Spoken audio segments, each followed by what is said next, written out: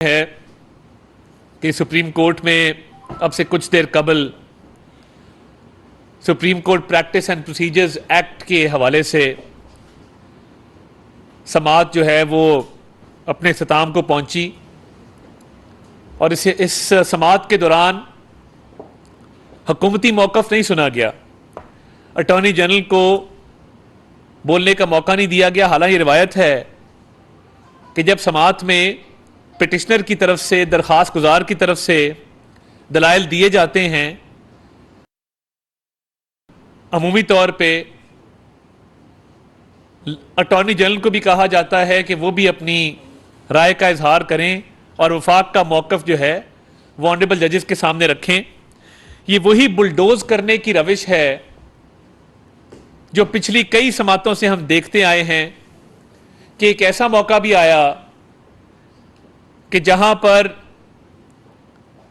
اسد عمر صاحب کو باقاعدہ روسٹرم پر بلا کر ان سے لیکچر دلوایا گیا معیشت کے اوپر، مگر سیاسی جماعتوں کے وکیل 5 دن بیٹھے رہے، P M L N, Peoples Party اور جے یو آئی ایف، مگر ان کو تحریری درخواست کے باوجود نہ سنا گیا نہ بولنے کا موقع دیا گیا. تو یہ بہت افسوسناک ہے کہ تاثر یہ قائم ہو چکا ہے کہ بینچز کی تشکیل سے ہی نتیجہ اخذ کیا جا سکتا ہے کہ یہ معاملہ کس طرف جائے گا. اور کئی کیسز کئی مہینوں سے سماعت کے لیے مقرر نہیں ہوتے، مگر ایک ایسا قانون جو ابھی قانون بنا ہی نہیں، رائج ہی نہیں ہوا، نافذ العمل ہی نہیں ہوا، اس کو قانون کی حیثیت ابھی حاصل ہی نہیں ہوئی، اس سے پہلے ہی اس پٹیشن کو ٹیک اپ کر لیا گیا، کوئی اعتراض نہیں لگایا گیا. اور جس بجلی کی تیزی کے ساتھ اس کو سماعت کے لیے مقرر کیا گیا ہے، اس سے یہ بات صاف ظاہر ہے کہ اس کا نتیجہ کیا نکلے گا. اور لوگ یہ کہہ رہے ہیں، میں ابھی آ رہا تھا رستے میں مجھے ایک شخص کا فون آیا، اس نے کہا جی بات یہ ہے کہ اس میں بڑا واضح طور پہ یہ دیکھا جا سکتا ہے کہ بینچ کی جو تشکیل ہے وہ پسند ناپسند کی بنیاد پہ کی گئی ہے. جب پسند ناپسند جو ہے اس کے تحت بینچز کی تشکیل ہوگی تو پھر انصاف و عدل ہوتا نظر نہیں آئے گا، نہ ہو سکے گا. بلوچستان خیبر پختونخوا سے کوئی جج نہیں ڈالا گیا، اور اس کے ساتھ ساتھ بینچ کی تشکیل اور اس معاملے کو عجلت میں سماعت کے لیے مقرر کرنا، جبکہ یہ قانون ابھی قانون بنا ہی نہیں. اس سے نظر آ رہا ہے کہ یہ وہی روش ہے جس کے تحت 63A کی تشریح کر کے تحریک انصاف کی پنجاب میں حکومت قائم کی گئی تھی. یہ وہی روش ہے جس کے تحت پارٹی ہیڈ کی جگہ پارلیمانی پارٹی کا سربراہ کا نام ڈالا گیا تھا. یہ وہی روش ہے جس کے تحت ووٹ کاسٹ کرنے والوں کے ووٹ گنتی میں شمار ہی نہیں کیے گئے تھے. تو یہ جو ون سائیڈڈ معاملہ چل رہا ہے اور کورٹ کا جو تنازع ہے وہ مزید شدت اختیار کر گیا ہے، کیونکہ بینچز کی تشکیل سے نظر آ رہا ہے کہ کورٹ تقسیم ہے. ابھی تک 2 ہفتے گزر جانے کے باوجود لوگ یہ کہہ رہے ہیں کہ honourable chief justice full court meeting طلب ہی نہیں کر سکے، فل کورٹ بٹھا نہیں سکے، فل کورٹ پہ بات نہیں کر سکے، کیونکہ آپس کے اختلافات اور تنازعات ان میں بہت شدت آئی ہے. اور اس شدت کے آنے کی وجہ سے پورے ملک میں عدل و انصاف کا نظام متاثر ہو رہا ہے. پارلیمان ایک سپریم ادارہ ہے، پارلیمان کو آئین کے تحت، آئین کا خالق ادارہ ہے، آئین کے تحت اختیارات حاصل ہیں. قانون سازی بنیادی طور پہ وہ پارلیمان کی صوابدید ہے، پارلیمان کا اختیار ہے. اب اگر ایک تقسیم شدہ سپریم کورٹ جس میں گروپ بندیاں ہیں، جس میں تنازعات ہیں، جس میں آپس کے اختلافات ہیں، وہ ایک پولیٹیکل پارٹی کا موقف آگے لے کر چلے گا اور اس کی خاطر پارلیمان کی جو ایک حیثیت ہے اس کو کمپرومائز کرے گا، تو میں یہ سمجھتا ہوں کہ یہ تو پھر کوئی آج کہہ رہا تھا کہ یہ تو توہین پارلیمان کے مرتکب ہوئے ہیں. اگر توہین عدالت ہو سکتی ہے تو توہین پارلیمان کیوں نہیں ہو سکتی؟ اور کیا پارلیمان ایک سپریم ادارہ نہیں ہے؟ کیونکہ یعنی صاحب آپ کا کیا خیال ہے کہ پارلیمان کی توہین نہیں ہو سکتی اگر توہین عدالت ہو سکتی ہے؟ تو ہمیں تو یہ تاثر مل رہا ہے کہ یہ سارے جو اقدامات کیے جا رہے ہیں کہ یک طرفہ بینچوں کی تشکیل، ایسے کیسز کو اجلت میں سماعت کے لیے کی غلط تشریح کر کے 63A کے تحت کسی ایک پارٹی کی سہولت کاری کرنا، اور اب اس معاملے کو جب ٹیک اپ کیا گیا ہے، پارلیمان کے قانون سازی کے اختیار کو جو چیلنج کیا گیا ہے، یہ توہین پارلیمان ہے، اور پارلیمان کیونکہ سپریم ادارہ ہے تو یہ قابل قبول نہیں ہوگا کہ آپ توہین پارلیمان کیے جائیں اور آپ کا اپنا ادارہ اتنا تقسیم ہو کہ اس کے اندر دو لوگ آپس میں بیٹھنے کے بات کرنے کے روادار نہ ہوں۔ تو تاثر یہ قائم ہوا ہے کہ ایک سیاسی جماعت کو ایک گروہ کی طرف سے سہولت کاری دی جا رہی ہے، اور یہ وکلا کہہ رہے ہیں کہ چیف جسٹس صاحب اور ان کے کچھ ساتھی وہ مکمل طور پہ سہولت کاری کر رہے ہیں ایک سیاسی جماعت کی، اور کرتے آئے ہیں، چاہے آئین کا حلیہ ہی کیوں نہ بگاڑ دیا جائے اس ساری کاوش میں، اور 63A کو اثر نو کیوں نہ لکھا جائے، اور پنجاب کی حکومت ایک پارٹی سے لے کے دوسری کو کیوں نہ دے دی جائے، اور معاملہ 90 دن کے انتخاب کا تو ہے ہی نہیں، معاملہ تو اس سہولت کاری کا ہے جو آج تک جاری ہے۔ تو یہ 8 رکنی بینچ کی تشکیل اسی طرح کی گئی جس طرح 6 رکنی بینچ کی تشکیل کی گئی تھی۔ کل تمام بارز نے، پاکستان بار کونسل نے مشترکہ اعلامیہ جاری کر کے ہڑتال کا بھی اعلان کیا اور اس اقدام کو قابل مذمت بھی قرار دیا۔ تو کیا ابھی بھی یہ تقسیم شدہ ادارہ جس کے تنازعات حل ہونے کو آ ہی نہیں رہے، وہ مزید اس تنازع کو گہرا کیے جا رہے ہیں، اور ایک سیاسی جماعت جو ہے، فواد چودھری صاحب بار بار جو حمایت میں بیان دے رہے ہیں، ہمیں نظر آ رہا ہے ان کے رابطے ہیں۔ فیصل چودھری جو فواد چودھری کے بھائی صاحب ہیں، وہ پیغام رساں ہیں چیف جسٹس اور تحریک انصاف کے درمیان، وہ ملتے ہیں آنریبل ججز کو جا کے، یہ ہمیں کچھ لوگوں نے بتایا ہے، ہمارے بھی لیگل کمیونٹی میں لوگ بیٹھے ہیں۔ تو یہ پیغام رسانیاں اور یہ سہولت کاریاں جو چل رہی ہیں، یہ روز روشن کی طرح عیاں ہیں، کسی سے ڈھکی چھپی نہیں ہیں۔ پارلیمان کا جو اختیار ہے کہ پارلیمان تو آئین میں بھی تبدیلی کر سکتا ہے کیونکہ آئین کا خالق ادارہ ہے۔ اب اگر جوڈیشری نے ایگزیکٹو کا رول بھی ازیوم کرنا ہے، اس کے ساتھ ساتھ لیجسلیچر کا رول بھی ازیوم کرنا ہے، تو پھر ٹرائیکوٹمی آف پاور اور سیپریشن آف پاور جو آئین کے تحت جس کی ڈویژن اور سیپریشن بڑی کلیئر ہے، وہ کدھر جائے گی؟ یہ انتہائی افسوسناک امر ہے کہ پارلیمان کی قانون سازی کے اختیار پہ آپ نے سوالات اٹھا دیے، اور ایک پاکستانی شہریوں کے کیس تو 4 مہینے التوا میں پڑے رہتے ہیں، کوئی ان کیسز کو ٹیک اپ نہیں کرتا، اور جیسے ہی کوئی سیاسی پارٹی کا کیس آتا ہے فوری طور پہ لگا دیا جاتا ہے۔ اور یہ بھی بات سننے میں آئی ہے کہ، اور یہ اللہ بہتر جانتا ہے کہ اس بات پہ باقاعدہ ٹھٹھے لگائے جاتے ہیں کہ دیکھیں ہم نے کیسا کھیل کھیلا ہے سب کے ساتھ، اور ہم نے کیا سیاست کھیلی ہے، کیا چت کیا ہے سب کو۔ یہ باتیں زبان زدیں عام ہیں، آپ باہر نکل کے دیکھیں تو صحیح کہ پاکستان کی شاہراہوں پہ لوگ کیا باتیں کر رہے ہیں اس ادارے کے بارے میں جو کہ ایک مقدم محترم ادارہ ہے، اور کیا تاثر قائم ہو گیا ہے کہ یک طرفہ انصاف ہے، غیر منصفانہ اقدامات ہیں، اور جانبدارانہ پالیسیاں ہیں جس کے تحت ایک سیاسی جماعت کو تقویت حاصل ہے اور وہی اس سارے معاملے سے فائدہ اٹھا رہی ہے۔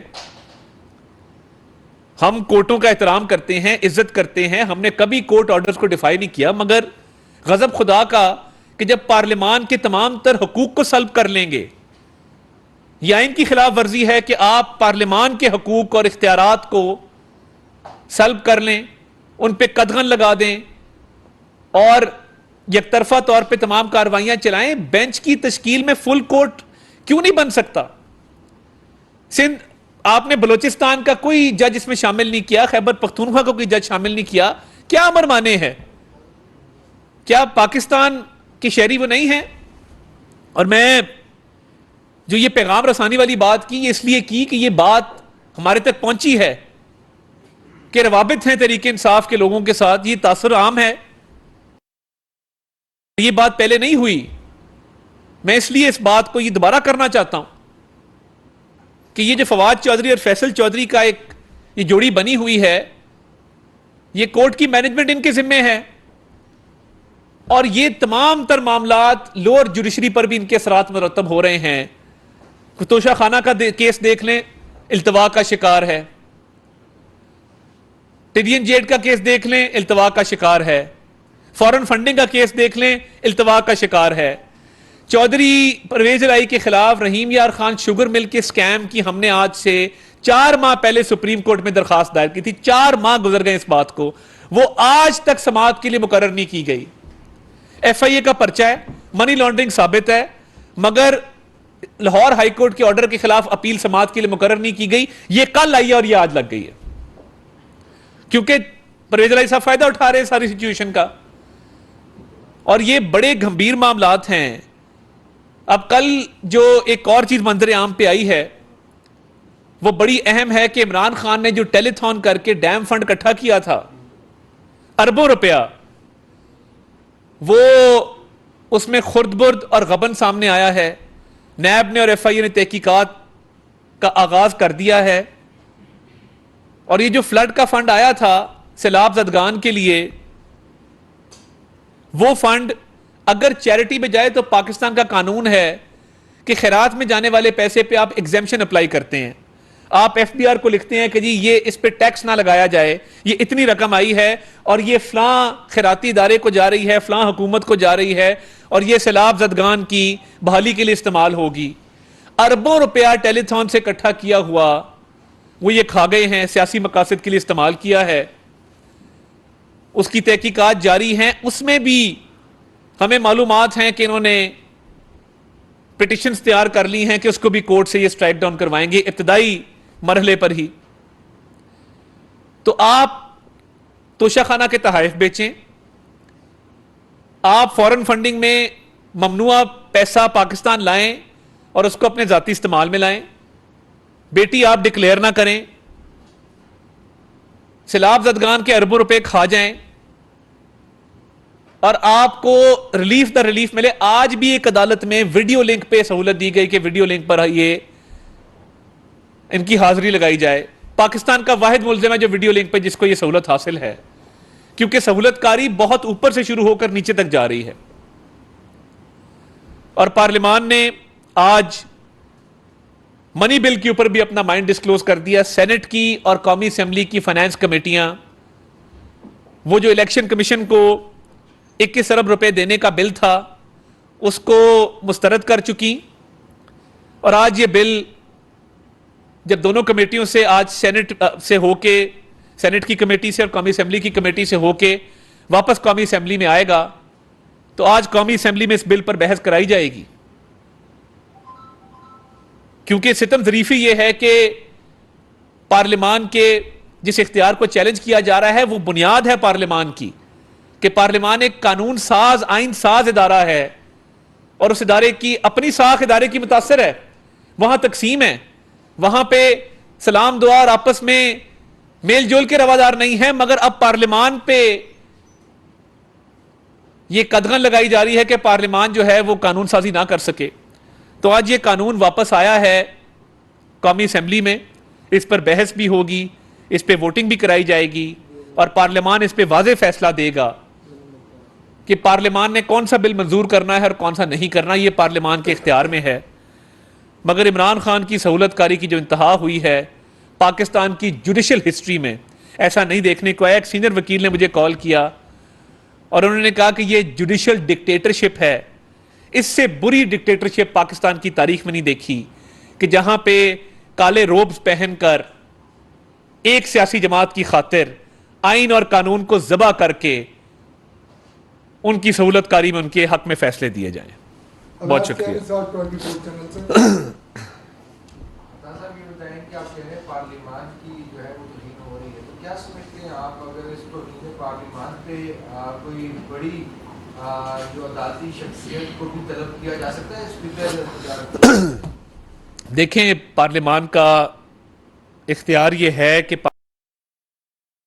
اس کو زیر بحث بھی لایا جائے اور پارلیمان جو مناسب کارروائی سمجھتی کی جائے، مگر میں یہ سمجھتا ہوں کہ پارلیمان کی توہین جس طریقے سے بار بار کی جا رہی ہے، اس معاملے کو کہیں نہ کہیں رکنا ہوگا اور پارلیمان کو اس پر سٹینڈ لینا ہوگا اور یہ باور کرانا ہوگا کہ وہ ایک سپریم ادارہ ہے۔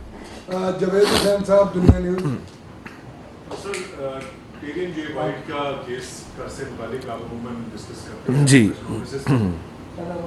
جو متاثرہ فریق ہے وہ اس کیس میں فریق نہیں ہے، ان کی بیٹی یہ کلیم نہیں کر رہی کہ وہ بتائے کہ میرا والد ہے نہیں۔ ایسی صورت میں کیا بنیاد بنتی ہے جس سے یہ فیصلہ چاہتے ہیں کہ بہت اچھا سوال ہے آپ کا۔ پاکستان کے قانون میں آپ کو سیاست کرنے کے لیے اپنے تمام تر اثاثہ جات کو، اپنے تمام تر تفصیلات کو ڈکلیئر کرنا پڑتا ہے۔ تو یہ بیٹی کے حق کا کیس نہیں ہے۔ بیٹی اگر حق کے لیے کیس کرتی تو وہ عدالت سے رجوع کرتی کہ اسے کہیں کہ یہ مجھے اپنی بیٹی مانے۔ یہ نان ڈیکلیریشن اور مس ڈیکلیریشن کا کیس ہے کہ ایک وزیر اعظم نے بیٹے سے تنخواہ نہیں لی، اس کو گھر بھیج دیا گیا، ڈسکوالیفائی کر دیا گیا۔ تو ایک وزیر اعظم نے بیٹی ڈکلیئر نہیں کی ہے جو کہ اس کو قانون کے مطابق ڈکلیئر کرنی چاہیے تھی۔ تو یہ تو بڑا سیدھا قانون ہے مس ڈیکلیریشن کا۔ اور پبلک آفس ہولڈر کو پبلک آفس ہولڈر اس لیے کہتے ہیں کہ اس کے تمام تر تفصیلات وہ پبلک ہوتی ہیں، اور اس میں اگر غلط بیانی یا تضادات ہوں تو پھر اس کا جرم بھی قانون میں موجود ہے۔ تو یہ ان قوانین کے تحت یہ کیس چل رہا ہے۔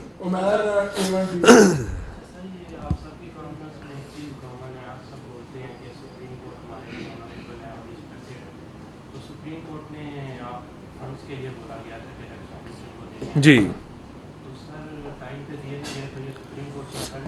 دیکھیے بات یہ ہے، سپریم کورٹ نے جو احکامات جاری کیے وہ پارلیمان میں اس کو زیر بحث لایا گیا۔ یہ کوئی خزانہ تو نہیں ہے کہ تجوری کھولی اور پیسے پکڑ کے الیکشن کمیشن کو پارسل بھیج دیا، نہ اس کی کوئی کنجی ہے جس کے کھول کے تو خزانے میں سے پیسے ٹرانسفر ہوتے ہیں۔ اس کا باقاعدہ ایک نظام ہے، اس کے بجٹ بنتے ہیں، اس کی پروسیجرز ہیں، اس کی اپروولز ہیں۔ پارلیمان نے بہتر سمجھا کہ اس کو بل کی شکل میں پارلیمان کے سامنے لایا جائے اور اس پہ ووٹنگ کرائی جائے، تو اس پہ ووٹنگ ہوگی۔